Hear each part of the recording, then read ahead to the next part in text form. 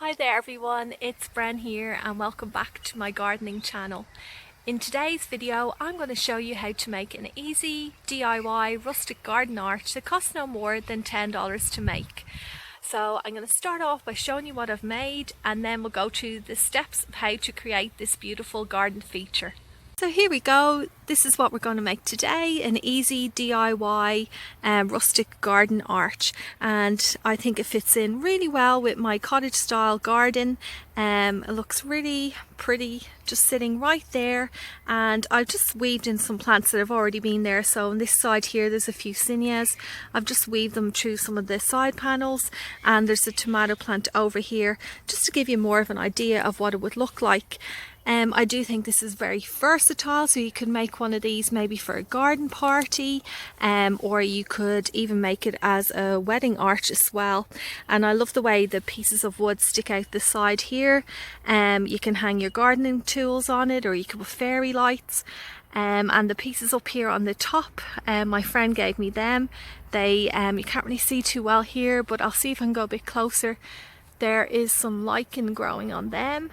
They're just offcuts of a tree that fell down in her back garden, and I thought I could reuse those pieces. I haven't quite decided what I'm going to grow up on this, but you could do a climbing rose, you could do a clematis, any of those climbing plants, climbing perennials, or you could use it in your veggie garden. You could grow some maybe some beans in it. Like I have one of these in my main raised veggie beds, and I put some king purple beans and it looked really beautiful.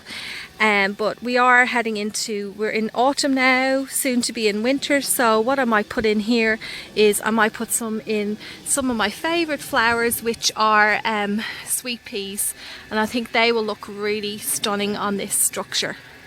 Okay, so let's go through the steps now of how to make this. Start off with the wooden pieces that we need.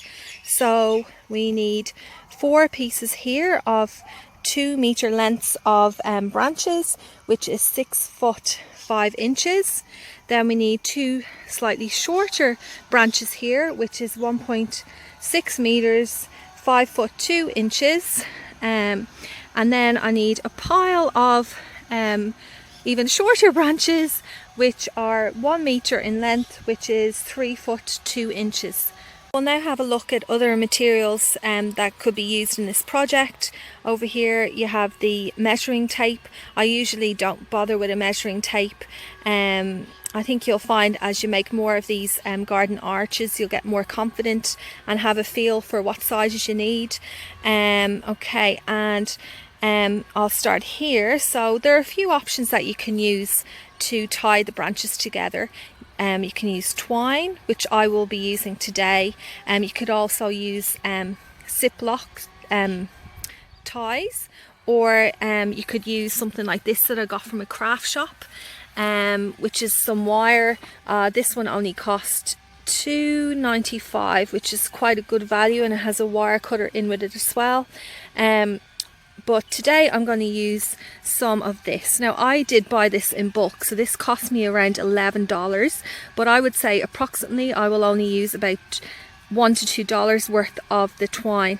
The scissors is just to cut the twine, and over here I have some stakes. This is also optional. I do like using these stakes and a mallet to hammer them in. So the stakes just gives the garden arch some extra support, and I paid for these 4. I paid $6.60, and you know what, I'm sure you can get them cheaper in other hardware shops. But the thing is, you don't have to use this. You could also what you could do is just dig a large hole. You could use cement to cement it in, which I would probably recommend not to bother doing, because this arbor will probably last for maybe approximately 2 years. It wouldn't be a permanent structure, and you don't really want concrete in your ground. So I would say you could use any leftover pebbles or rocks that you have from other garden projects, just to anchor the arbor in. But for today I will be using these stakes here. So when you're measuring out your pieces, don't be worried about using a secateurs or saw. Like, this is a rustic garden arch. So what I do is I have the measuring tape marked out. So this is one of the 1 meter pieces. I've lined up my piece of branch and I can see that part of it has gone over. So all I do is with my foot, I apply some pressure here where I want it to snap. So pressure down on my foot, and with my hand I pull up and give it a twist. There you go, that bit's off. And look at here, like, it's not perfectly smooth cut, but you can get away with this. It just adds to the character. Another thing I wanted to show you too, when you're looking for branch pieces, try and not always pick ones that are just perfectly straight. Another types of ones you could use is this one here. See the way it has a bit of a bend? Just adds a bit of extra interest. Or also this branch here, these are the ones that I love the most, where they fork out. It just makes it look a bit extra special, I think. I have laid out the pieces here.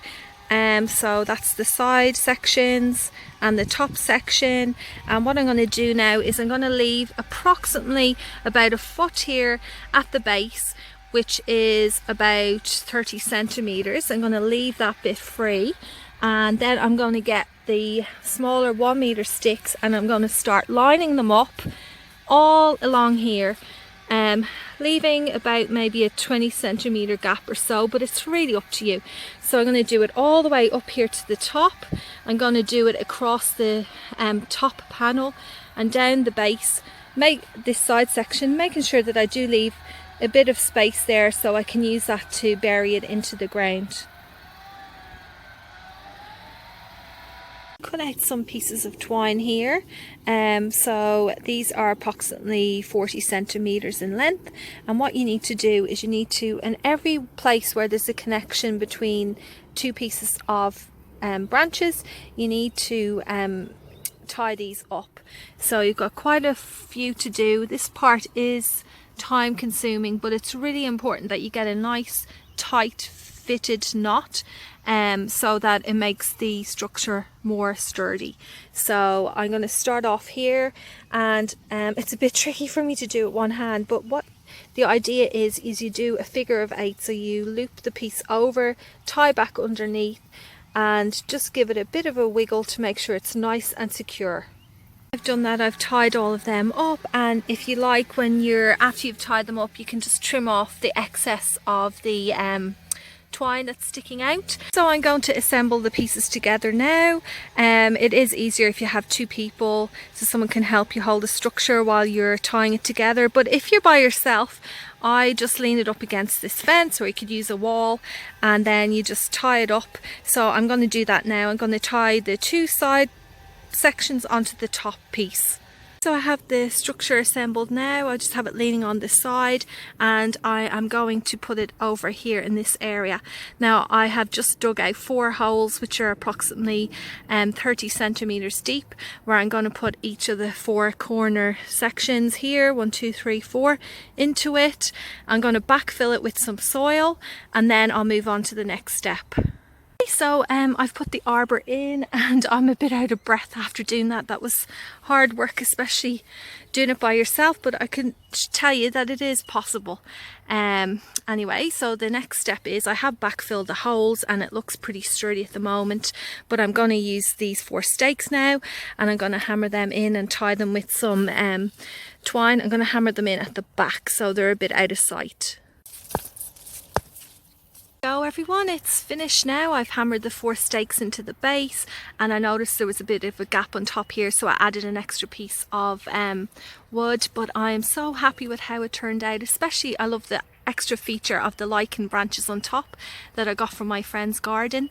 I hope this video inspires you to try and create your own garden arch, and if it does and you try and make one, I would love if you tag me on Instagram. My page is ggthegardengirl, and I'd love to see what you have created.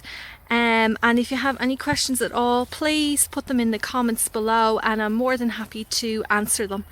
But until next time, happy gardening.